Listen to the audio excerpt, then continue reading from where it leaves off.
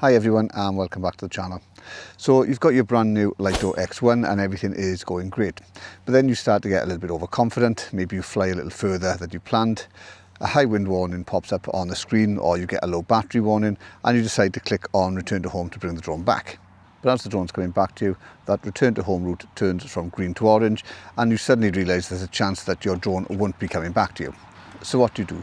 You pop the drone into sport mode, but then the battery drops even faster and the drone still isn't moving. So then you start to panic about losing the drone.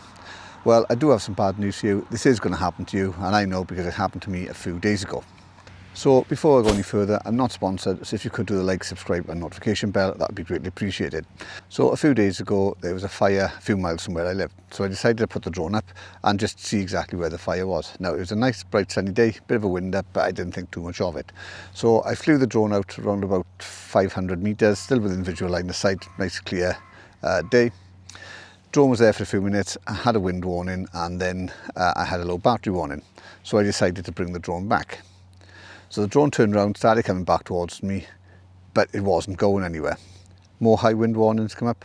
So I noticed then that the green return home line turned to orange and it meant the drone was going to have some difficulty.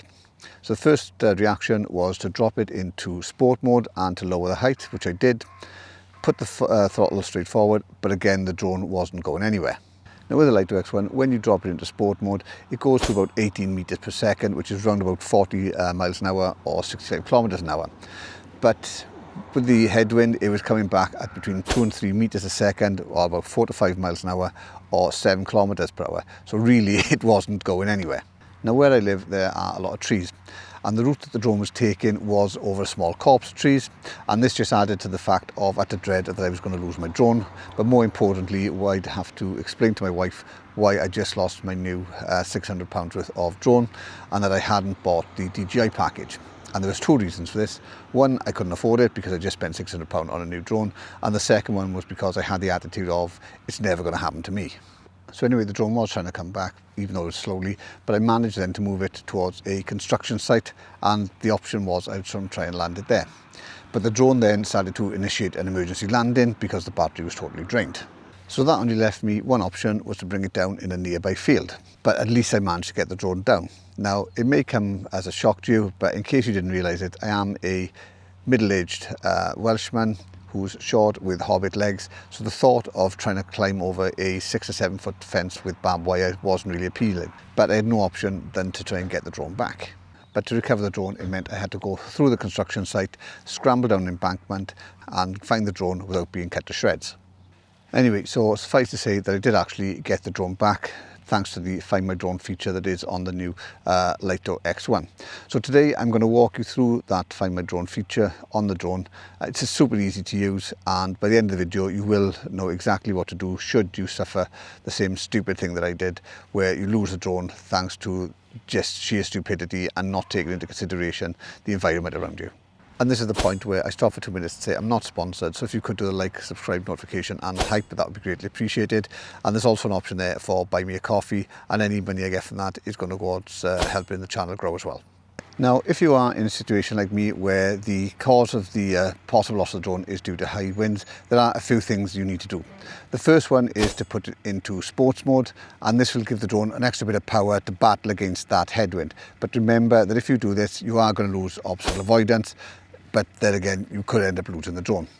The second thing is to lower the height of the drone, and again, this is because at a lower height, the wind speed should be less, and this should help you bring the drone back. Now, for me, because of my location at the time, lowering the drone wasn't really much of an option because I was on the hillside, but what I really should have done was look for a safer place to land, for example someone's garden, which was closer to where the actual drone was, rather than try and bring it back fully.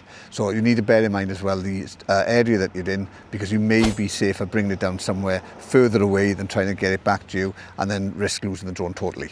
Now, when you are flying the drone, it is constantly sending a signal back to the controller with its current position, providing that you do have a good GPS lock on the drone. But remember that it'll only track up to the point that that signal is lost. Now this works even if the drone is then out of power, because the controller will still have its last known location. So step one then to using Find My Drone is to grab your phone or controller. So if you're using the RCN3 or the RC2, it doesn't make any difference because the steps are going to be the same. So the first thing you need to do then is on your controller is to select the profile, and then halfway down on the left hand side you're going to see an option for Find My Drone. So once you go into Find My Drone, you're going to have a map pop up, and on the map you're going to see a number of different icons. So the first one is going to be a red triangle, and that's the last known location of the drone itself. Then you're also going to have a blue circle with a little arrow on it, and that's going to be your location with the controller. And there should be a line going between the two so you can know exactly where you need to go to get the drone back. Then over on the left hand side you're going to have 4 more icons. So the first one is going to be a pin marker, and once you select that, that's going to give you 2 options. Now you can either have it so that the drone's position is going to be centered on the screen, or for the fact that the controller's position is going to be centered on the screen. So that means it's going to be a lot easier for you to work out exactly where you are when you come to looking for the drone. Then below that you've got a compass notification, and this really is only useful if you want to set north on the controller, but to be honest with you, I haven't really found it much use. I just prefer to leave that off. Then below that you've got the type of map you want to use. Now it is set to the default of being just a normal map, but obviously you can have it as a satellite map, or you can have it for a mixed.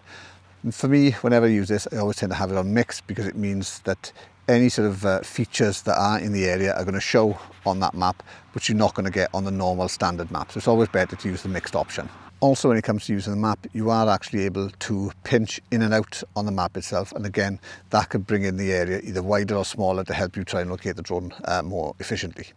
And then below that you're going to have a landscape icon. Now if the drone still has power and you select this, it's basically going to show you the view that the drone can actually see, and again this can help you to locate the drone, because you'll be able to see any sort of landmarks that you've got around the drone itself. Obviously if you land in long grass it may not be much of a help, but then again if you did land in a tree, at least you're going to see that the drone is higher with the leaves as opposed to being on the ground. And then finally, on the bottom left hand side of the screen you've got the option for start beeping and flashing, and this means the drone's going to start doing some audible and visual signs to help you locate it. Now this is more helpful if you are, say, in undergrowth, because you may not be able to see the drone, but at least you'll be able to hear it and then go and try and locate it there. But remember that if the battery is flat, this isn't going to work, so you're going to just have to rely on the actual drone's location itself. Now when it does come to the starting the beeping and flashing, I'd advise you only to do this when you are pretty close to the drone. There's no point doing it before, because it's only going to waste any battery power, and you want to try and keep as much power as you can just in case you are going to need it later on. Now, although the feature is helpful, it's by no means perfect, and there are a few things that you need to bear in mind. The first one is that the last known location is not live tracking. It purely is the last known location. Secondly, that if the battery did die in midair, that this location is not going to be exact, and if there's no GPS signal, then obviously the location data is going to be less accurate. But obviously there are a few things as well that you can do to help you assist. The first one is obviously to make sure that you've got a strong GPS signal. You also want to make sure that your return to home is set properly. Really keep an eye on battery levels and avoid flying the drone where there could be a low signal or interference, and be really careful of the wind, because ultimately it's the wind that causes most people to lose their drone. Okay, and that's how you use the Find My Drone option on your new Lito X1. So it's one of those features you probably think you're never going to need, but trust me, you are going to need it at some point. This is the second time I've had to use this feature. The first time was back last year when I had to fly away with my Neo 1, and I wasn't really aware of the feature, and I spent 5 hours trying to look for it. But as I said, you do need to know how it works, and it is really straightforward and simple. So if you found it useful, if you could do the like, subscribe, notification bell. There's also an option there for buy me a coffee. If you'd like to do that, that would be greatly appreciated. Maybe then I can get the DJI Can fresh, who knows. If you've got any questions in relation to the Lito X1 or the 1, the Mini 4 Pro, the Mini 5 Pro, the DJI Neo or Neo 2, or the Hover X1 Pro, Pro Max, or anything else which is drone related, let me know in the comments below and I'll do my best to answer them. And I'll see you again in a few days' time, and thanks for watching.